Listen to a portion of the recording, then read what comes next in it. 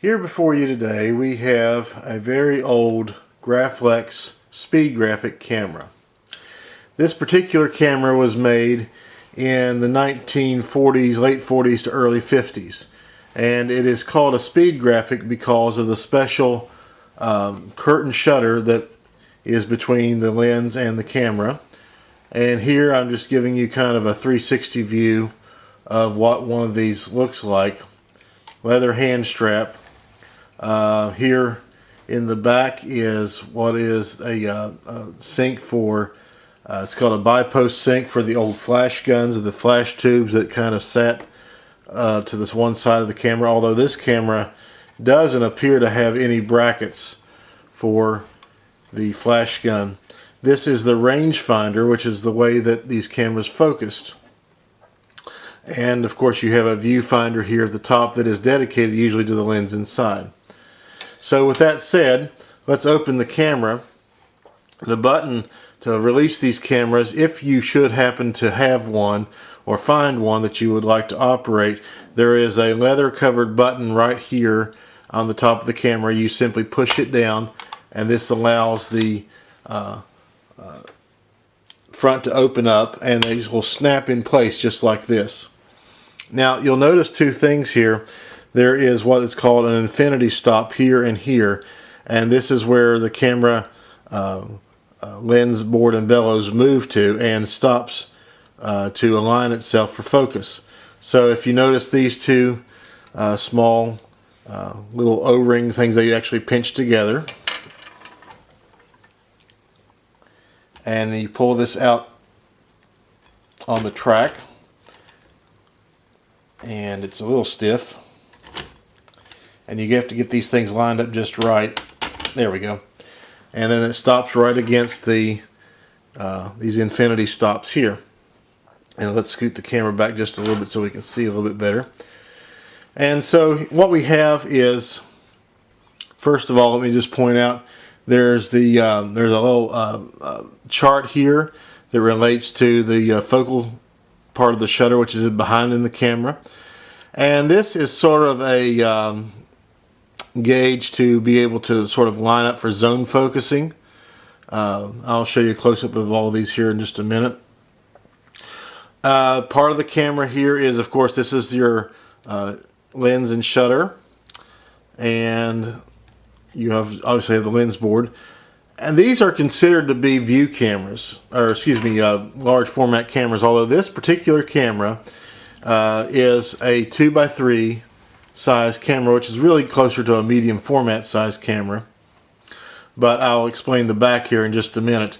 But these are sheet film cameras, and they were used mostly by the press. And this one, of course, in the 2x3 size is closer to medium format and not so much large format. And let me give you an idea here. A large format 4x5 holder is this size here. And if we turn the camera around, and I'll remove the film holder from the back of this camera, you'll be able to tell the differences here. Quite a bit of difference. The 2x3 is this size holder here, as compared to the 4x5, which is much larger, as you can see there. These sheet films held there was a two-sided holder, and had a dark slide that you pulled out, and a little flap that opened up, and you would insert your sheet film into there, fold this over. Of course you do this in the dark, and put your dark slide back in. And also there was an accessory called a Grafmatic sheet film holder, which is this right here, and this is designed for the 2x3, and it held a multiple actually 6 sheet film, so a person didn't have to take out the film holder. They could actually open the slide, make the exposure, and then they would pull this little lever here, and then as you can see it would drop the septum down in there and advance to the next sheet film. So these were pretty handy as well. Getting back to the camera, you have your focusing knobs here and here. And let's see if we can back this up just a little bit. That might help. There we go. And also you'll notice here on the camera is this little wire frame. It's called the Sports Finder, and that would flip up here. And then there was also a piece in the back. I don't know how well you can see that, but there's a little piece there in the back that allowed for the camera to be focused if you were doing a sporting event, kind of as just a generalized area. And again, you would have somewhat of your focus already mapped out so that you could shoot, like a sporting event like football or soccer or something like that. These buttons here on the side is what is called the rising mechanism, and you would loosen these up here.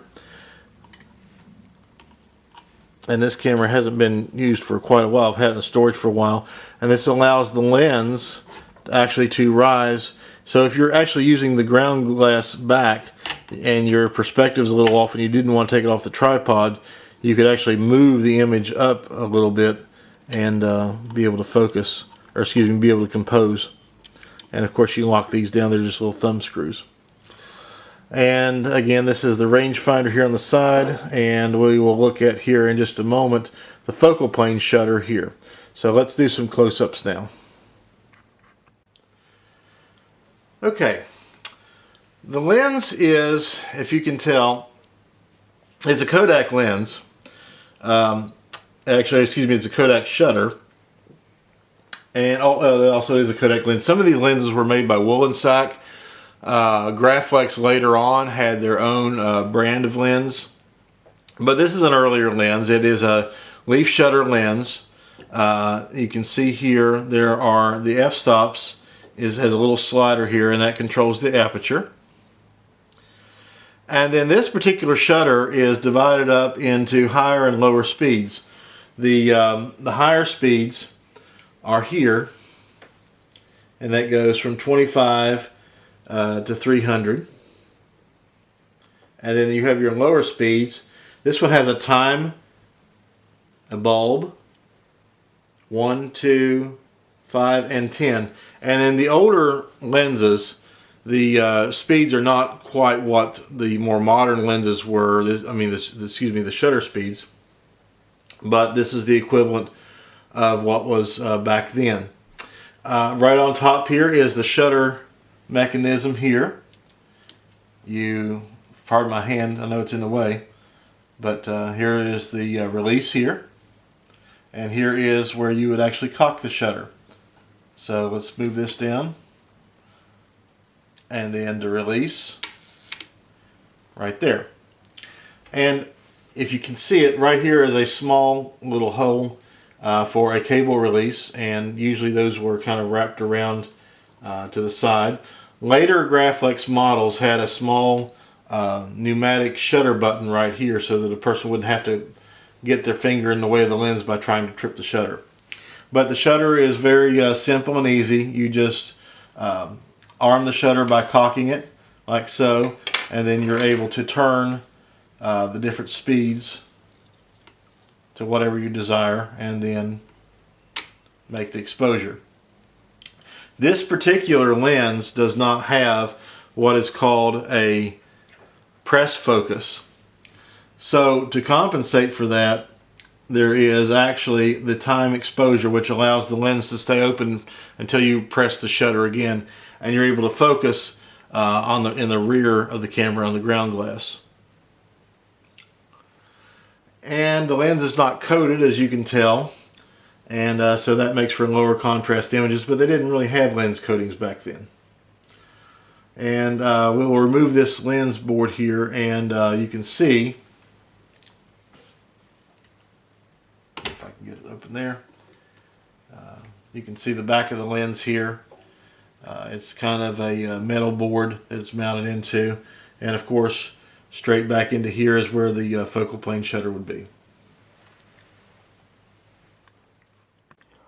Before moving on to the focal plane shutter, I wanted to show you this little emblem in a little bit more closer detail. I don't know how well this will focus or not, but this shows the what's called the tension amounts of the focal plane shutter, and on the left hand side is the actual focus scale, which as you turn this little knob here, you will see that the scale will line up left and right to its counterpart, and that's the way you would measure distance if you were trying to do like a focal plane, or excuse me, a hyperfocal distance shutter. But the letters are a little small, but as you can see on this side there is a tension number, which we'll refer to just in a minute, and the different curtains, and that would give you the different shutter speeds. So let's see how that works now. Speed graphics were designed for speed, that's what they were called, because typically your regular leaf shutter, your front standard lens shutter combination would only go up so high, and so for fast moving action you needed something a little bit more quicker, and therefore you have the focal plane shutter. And a lot of times people, especially new users of these cameras, sometimes will come and they will expose a piece of film and they forget to keep the focal shutter, the cloth shutter, open, because that creates a barrier between the obviously the image getting back to the film, which is back here. It's right in the middle. So you want to be careful about that.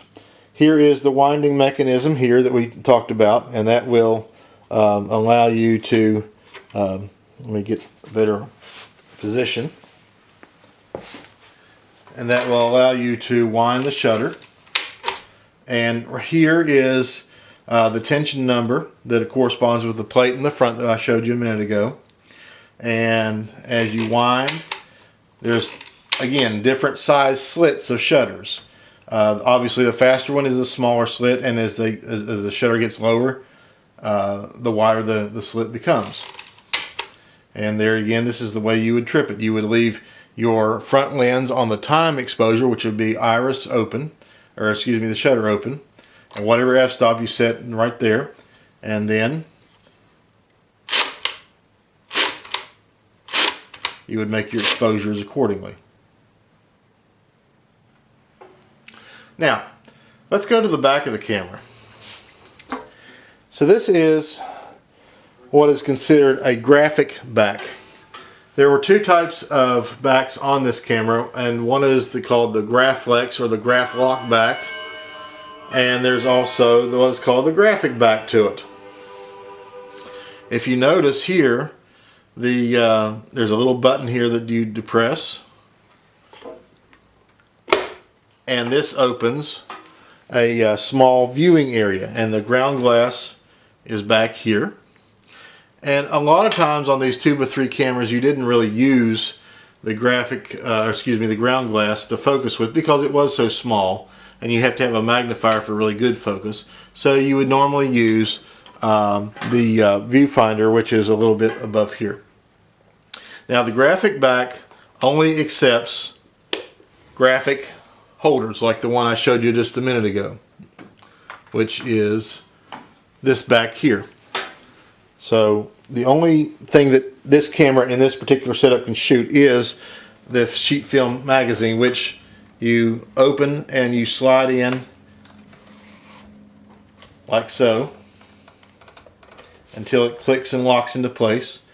You would take out your slide for the exposure, make your exposure either by the focal shutter or the front shutter, put your slide back in, take out the film, and if you want to take the second shot, then you would reverse it and put it back in, and so forth. The difference is this particular camera, the older style cameras, the back could not be removed. You could remove it. I think there are some screws under the leather, but the newer style cameras had a physical back that could be removed and put roll film backs on them so that you could use medium format film. And that's the big difference between the graphic and the Graflex shutter. I've wound the focal plane shutter in the back by this knob here. This is the release button for the shutter, and this is the tension number. I'm not going to go through all the tensions because it is an old camera and I don't really want to mess with it a whole lot. But this button here, if you can see, operates a cloth shutter, and this shutter is just a one long roll of fabric with different slits in it. It's not like a 35mm shutter that has an opening and closing curtain that chases one another. This is actually just slits, so if you can tell, here's the first one. Of course, it's kind of fast. There's the second one. And each one has different speeds. So if you want one speed and you want to shoot again at the same speed, you need to rewind it to that speed. And then there you can see that one a little bit better. And this should be the time exposure, which it opens the shutter, and then to close it you hit the button again and it brings the shutter cloth back down. So next I'd like to mention the normal way to use the camera is by the rangefinder, which is here. And if you're not familiar with the rangefinder, basically what that does, if you don't mind me using my hands, it takes two images and puts them together into one. And so when you have your image, whatever you're focusing on, when you no longer have a double image, if your camera is in alignment, it should be in focus, and you make the exposure, and you have a fine picture. Now, these rangefinders can come out of alignment. I'm not even sure if this one's in alignment because I've never really shot this one before, this particular one before. But there are set screws that you can turn and align your focus. And the way that you check that with this particular camera is that you need to open the focal plane shutter in the back, open on or set on time the leaf shutter here in the front, and you'll be able to use that ground glass back that I showed you a second ago. You would, of course, this one is particularly hard because you have to get around this thing here, and you cannot remove this hood. But if you could, you would just look in the ground glass here, and then you would be able to tell whether your rangefinder here is actually in focus. So that's pretty much it for the speed graphic. If you have any questions or comments, I'm not an expert on these. I just like to collect old cameras. But this is still a shootable camera, and you can still buy a 2x3 sheet film, or you can, if you have the later version which has the Graflex back, you can actually still use those with roll film adapters that you can find online, different places. So I hope you enjoyed this video. I hope it will have some sort of informative value to you. Thank you for watching today. Subscribe if you would like, and we'll see you later.